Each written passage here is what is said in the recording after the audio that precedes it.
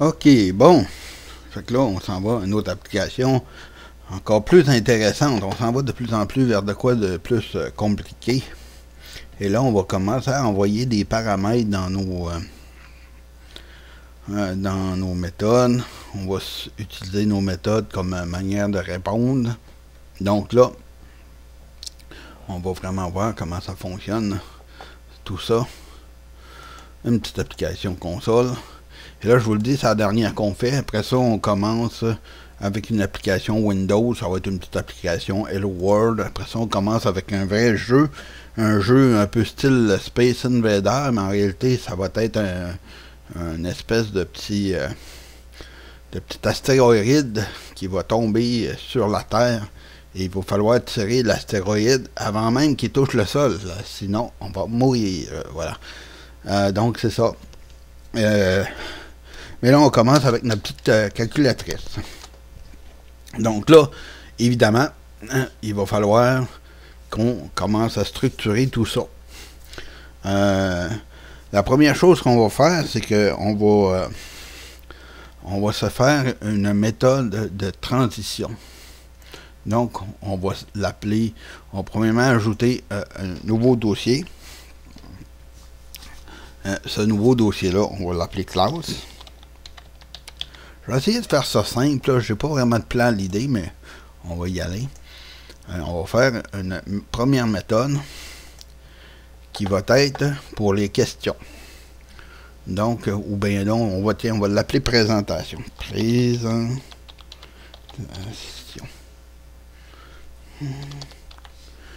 Et là, ça va commencer à se préciser une chose. Présentation, ça c'est le nom de notre classe. Pourquoi que je fais effacer ça ici? Ben, parce que ça va tout être vu par tout ce qui est dans classe, mais ça ne sera pas vu par programme ici, parce qu'il n'est pas au même niveau. Donc, si on l'efface, c'est comme si on passait par-dessus le dossier puis que notre présentation était au même niveau que le programme. C'est tout simplement pour ça. Donc là, on va avoir une méthode qui va être publique, qui va être statique,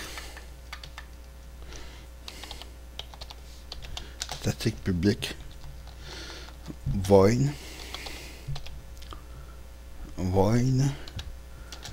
présentation.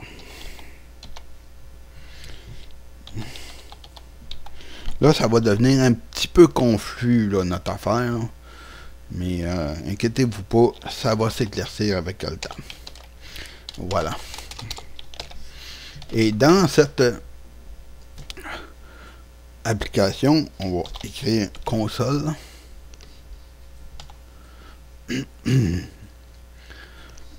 Right line.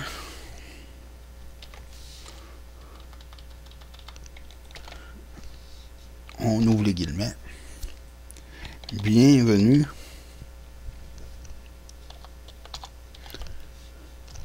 dans la calculatrice virtuelle. Tiens, on va faire ça de même. Ça va être le fun. Calculatrice virtuelle. Oups. Comme ça, comme ça, comme ça. Ensuite de ça, on va se faire une classe qui va s'appeler interrogation.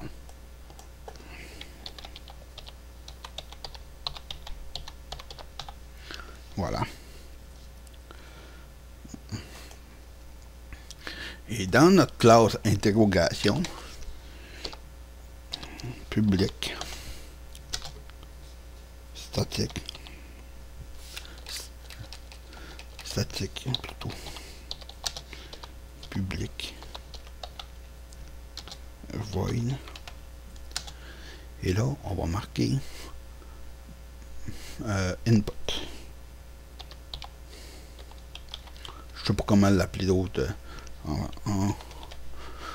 en français. Bon, voilà. Donc là, dans cette petite méthode-là, ça va être console.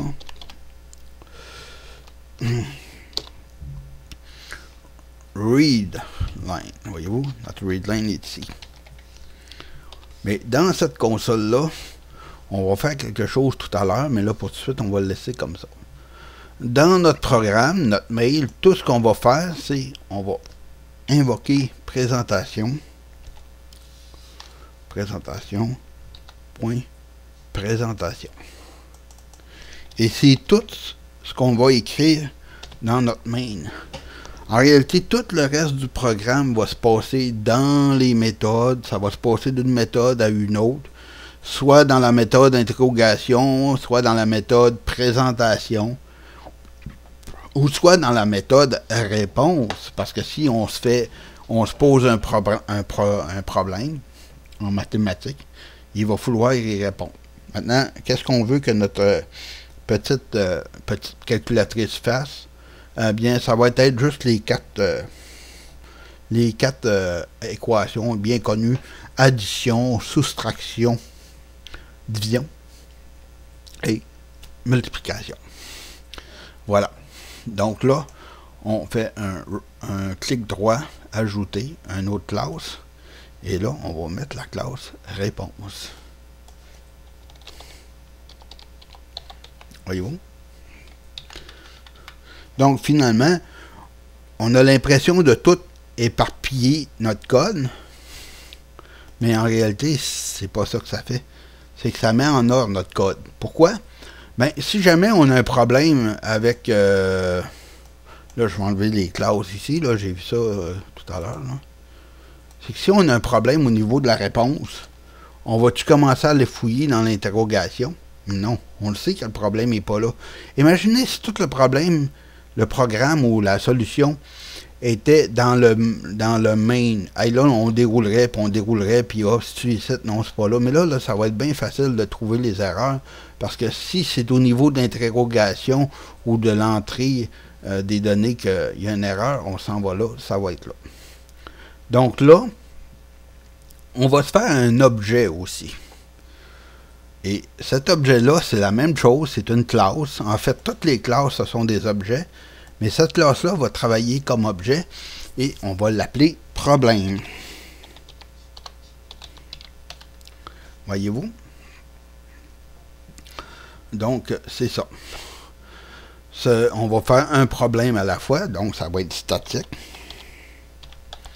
Et là, dans notre problème, qu'est-ce que ça va prendre? Ben, ça va prendre deux choses. Ah non, je le ferai pas comme ça, regardez. On va le faire d'une autre façon. Problème, on va l'enlever. Je vais faire autre chose, ça va être plus le fun que ça. OK. Donc là, on s'en va. Là, qu'est-ce qui se passe? Notre programme commence ici. Présentation. Après présentation, il faut falloir qu'il aille interroger l'utilisateur. Donc là, l'interrogation, ça se passe dans interrogation. Donc, interrogation. C'est une méthode qu'on vient de faire. INT. Interrogation. On va voir si input. Ça, c'est pour entrer la donnée. Bon. Maintenant, dans l'interrogation, qu'est-ce qu'on veut? On va écrire 4 lignes. Donc,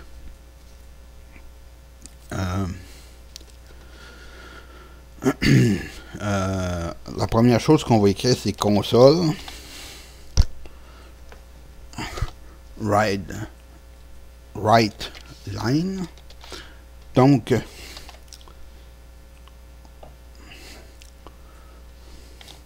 pour choisir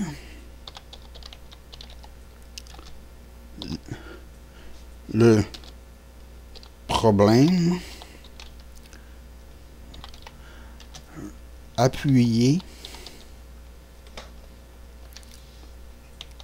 sur, et là on va mettre 3 petits points pour régler un problème. On va essayer ça de même. Comme je vous disais, je le fais sur le tas. Un problème, appuyez sur, et là on ferme ça ici. On va répéter la consigne. Là, je fais ça simple. Il y a d'autres façons de faire ça, mais pour tout de suite, là, pour pas que ça soit trop compliqué. Là, on vient d'espacer une ligne. Là, on va prendre ça ici. Ça, comme ça. Et là, on va appuyer sur 1 pour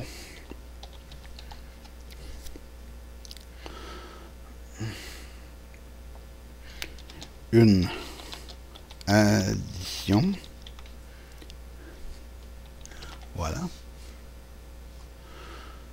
Ensuite de ça, on prend ça. 2 pour une soustraction.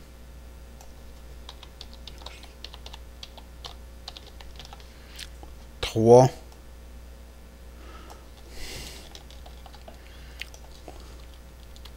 pour une multiplication. Alors, on va changer notre texte. 3. Voyez-vous, quand je copie puis que je fais paste, je sauve beaucoup de temps. Multiplication. Et voilà.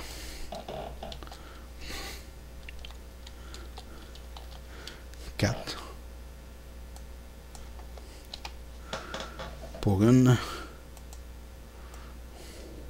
division.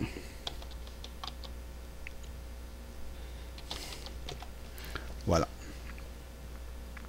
Donc là, bon, ici.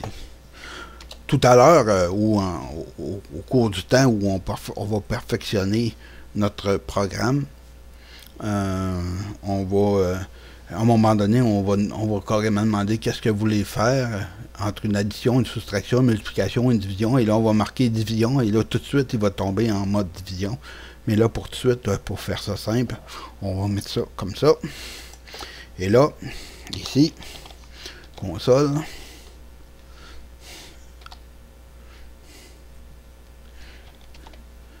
Guillemets. Appuyer sur Enter pour valider votre réponse. Voilà. Bon. On va dire qu'il n'y a pas de faute. Comme je vous disais, j'ai vraiment de la misère avec ça. Et là, il parlerait beaucoup de temps pour ça. Donc, c'est ça. Là, maintenant, on va améliorer un peu notre programmation. Ici, on va se mettre des commentaires. On n'en a pas mis, mais là, on va commencer à en mettre. Comment est-ce qu'on met des commentaires? Ben, on clique 2 fois sur le slash et ça tombe tout de suite en commentaire. Ici, c'est le choix de réponse. Voyez-vous? Ici,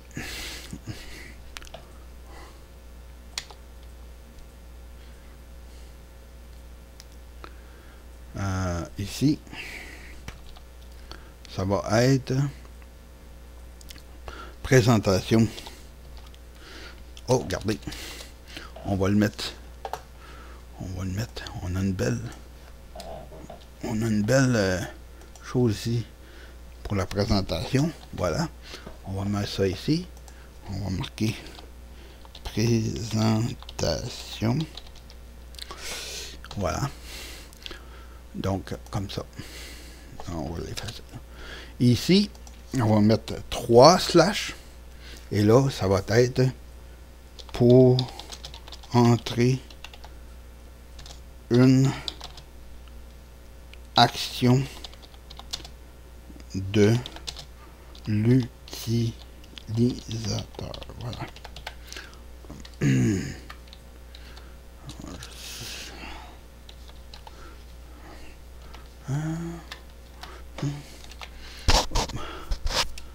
Pas de l'air que ça va bonne. Voilà. OK. Pour la présentation. Présentation du programme. Voilà. maintenant, je vais juste vous montrer quelque chose. Quand on va aller à interrogation, c'est simple. On marque ici interrogation.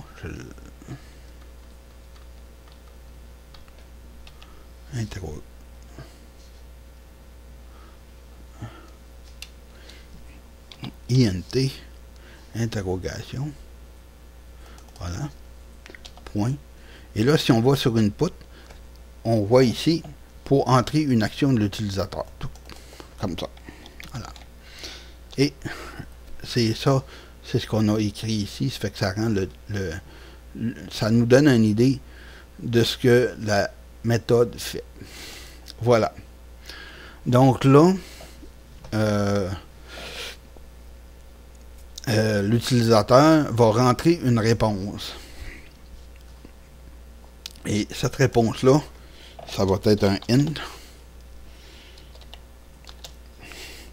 Réponse égale.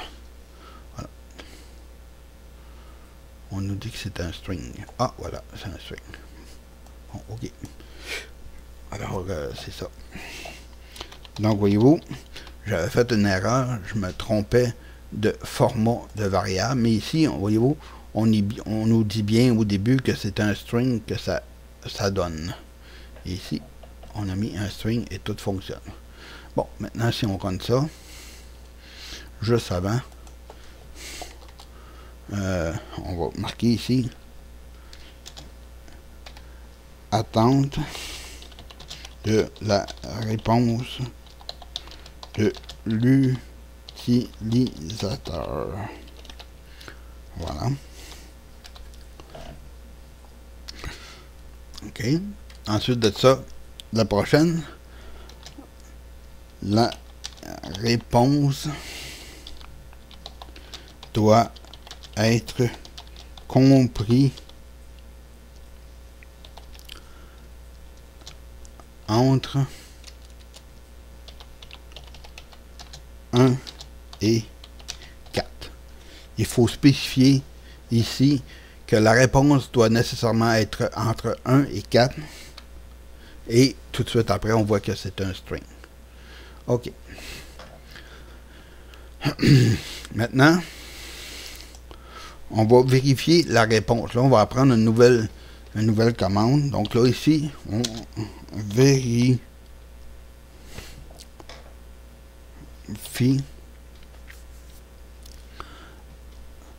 la validité de la réponse. Voilà.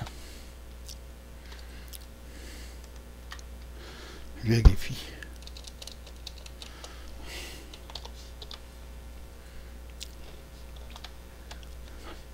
Donc là, il faut s'arranger pour vérifier si c'est vraiment la bonne réponse. Comment est-ce qu'on va faire ça? On va tout simplement faire une méthode statique private en guillemets bool. Qu'est-ce qu'un bool? Ben, c'est une réponse soit vraie, soit fausse. OK? Et là, je ne sais pas si vous en remarquez, mais premièrement, je ne le mets pas public. Pourquoi je ne le mets pas public? Ben, on a besoin juste ici. On n'aura pas besoin de vérifier la réponse qui va venir d'une autre partie du programme. Soit de réponse, soit de présentation. Non, c'est tout simplement ici que ça se passe. Donc, c'est pour ça que je ne le mets pas public. Et deuxièmement, pourquoi que je mets ça, c'est un bool, c'est parce que au lieu d'être un void, comme ça ici, qui retourne rien, cette méthode-là va retourner vrai ou faux. Donc, ici, on va marquer entrée, donc pour l'entrée de l'utilisateur, validation.